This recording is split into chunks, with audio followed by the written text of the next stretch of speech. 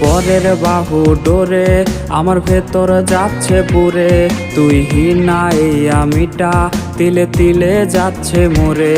আমার পুরুষে পুরুক বুক, তুই কুরারে তোর সুখ, তবু মরার আগেও আমি দেখবো না রে তোর মুখ।